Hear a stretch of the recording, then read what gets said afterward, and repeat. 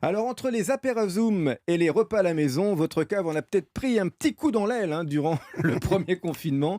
Et si vous n'avez pas de cave, vous avez certainement envie d'avoir quelques bouteilles en réserve à la maison.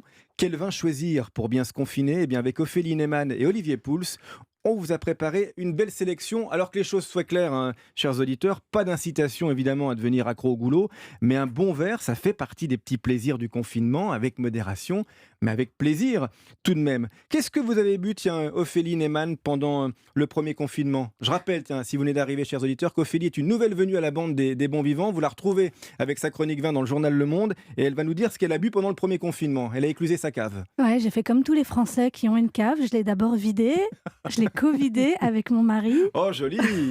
Et puis ensuite, il fallait bien trouver des choses. J'ai essayé des grands vins. Bon, il n'y avait pas trop l'humeur. J'ai essayé du champagne, c'était bien, mais ça coûtait cher.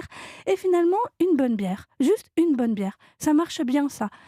La parisienne, parce que finalement, j'étais confinée à Paris. Et même si je ne suis pas parisienne de naissance, voilà, j'ai dû m'y faire. Et puis, une IPA que j'adore de la brasserie Rabourdin, qui est en Seine-et-Marne. Et il y a une particularité, c'est que tout l'orge de la bière est fait sur place, parce que c'est une ferme aussi agricole. Les IPA, ce sont des bières qui sont plus portées sur l'amertume, plus houblonnées, on va dire, effectivement, et qui peuvent aussi déstabiliser certaines personnes qui aiment les bières un peu plus neutres, C'est quoi. ça, Hein. mais souvent ça sent un petit peu le fruit de la passion et Oui. puis les fleurs. Alors oui, il faut aimer l'amertume, mais je trouve que les saveurs du houblon sont assez géniales. Cher Olivier Pouls, alors vous qu'on retrouve régulièrement à la table des bons vivants et dans la revue du vin de France également, ne l'oublions pas, qu'est-ce que vous avez bu pendant le premier confinement? Le premier confinement, j'étais confiné en Bourgogne, dans le nord de la Bourgogne. Donc j'ai commencé par me balader un peu autour de chez moi, dans l'Yonne. J'ai redécouvert des vignobles qui ne sont pas forcément les vignobles de Bourgogne les plus connus.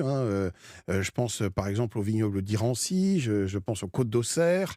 Et puis un peu plus loin, j'ai découvert aussi un magnifique pétillant naturel, ce qu'on appelle un Petnat Ah oui, vous en avez de parlé ici, ouais. Bourgogne, exactement, que j'ai trouvé absolument délicieux et puis surtout très accessible.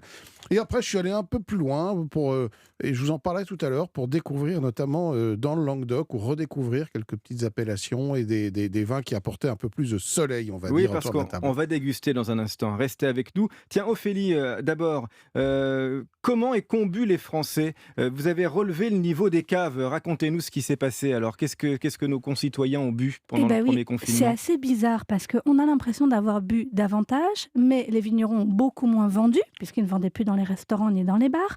Et même les supermarchés ont d'abord encaissé une grosse chute de vente de vin, alors que tous les autres produits explosaient. On était à plus de 25% pendant le confinement. Et là, on était aux alentours de moins 8% sur le vin, avec un effondrement champagne, par exemple, plus de moins 50% des ventes de champagne. On C'est met bien pas normal. tellement la tête à ça, il faut C'est dire. ça. C'est vrai. Mais malgré tout, il y a des choses qui, elles, ont augmenté. Le rosé. On a observé plus 8% de Il a fait ventes de beau, rosé. il a fait très Il a beau. fait beau et puis surtout, on a observé des grosses chutes de valeur, c'est-à-dire que les Français achetaient des vins moins chers. Et le rosé fait souvent partie des vins moins chers. Autre vin qui a bien monté, ce sont les cubis, plutôt les bag-in-box, ces fameuses poches de 3 ou 5 litres. Ceux-là ont vraiment augmenté. On a observé jusqu'à plus 22% de volume de bibes Oui, achetés. la qualité a progressé des cubis. Olivier, vous en aviez parlé. Maintenant, on trouve des vins vraiment de copains, des D'abord, bons vins de on soif. trouve des bons vins qui sont mis en cubi aujourd'hui, ce qui n'était pas forcément le cas avant. Et puis surtout, la technique du cubiténaire en lui-même a beaucoup progressé aussi. Vous l'avez dit, avec cette espèce de poche en plastique qui épouse finalement la forme du vin et donc qui ne l'oxyde pas. Et si vous buvez le cubi sur une semaine, il n'y a aucun problème. Alors, Sur nous, un mois même, ça peut durer un mois. Alors nous sommes confinés, il y a des restrictions, on a le droit d'aller faire nos courses alimentaires ou acheter du vin. Alors bien entendu, les cavistes restent ouverts, la grande distribution également, mais les restaurateurs aussi vendent du vin, Olivier. Ah oui, c'était pour eux une alternative finalement pour maintenir des chiffres d'affaires. Certains vignerons ont vendu leur cave par besoin pour faire de la trésorerie, mais d'autres, voyant le succès, ont continué à acheter le vin auprès des producteurs et se sont un peu substitués aux cavistes. Alors ça ne fait pas toujours plaisir aux cavistes de voir qu'ils ont une concurrence des restaurateurs, mais c'est vrai que ceux qui font de la vente à emporter, en général, vous permettent d'acheter la bouteille qui va avec.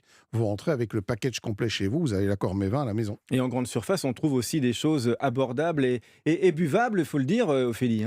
D'autant plus que certains vignerons qui n'ont pas pu vendre à la restauration se sont tournés vers les grandes surfaces et ont dit voilà, est-ce que vous voulez pas nous prendre quelques bouteilles? Oui, donc ça veut dire qu'on va avoir des références qu'on n'aurait pas eues en temps normal, vous voulez dire en grande distribution. Tout à fait, aussi bien sur des grands châteaux bordelais, on les a vus qui apparaissaient en foire au vin alors qu'on ne les voyait pas avant, mais aussi des petits. Moi j'ai vu du Beaujolais, j'en ai vu de la Loire, des vrais vignerons qui normalement ne s'adressent qu'aux cavistes et aux restaurateurs. Et là, ils se sont bien dit, bon, bah, faut Et vous vendre. qui aimez les vins nature, il y a de beaux Beaujolais nature. Ils ont été les premiers, justement, ne l'oublions pas, à faire beaucoup de travail sur cette naturalité autour du vin. Et on en reparlera tout à l'heure aussi. Voilà pour les points de vente, chers auditeurs, et la façon de remplir votre cave. On va maintenant ouvrir quelques bouteilles pour vous donner des idées de vignerons et d'appellations à adopter. À tout de suite.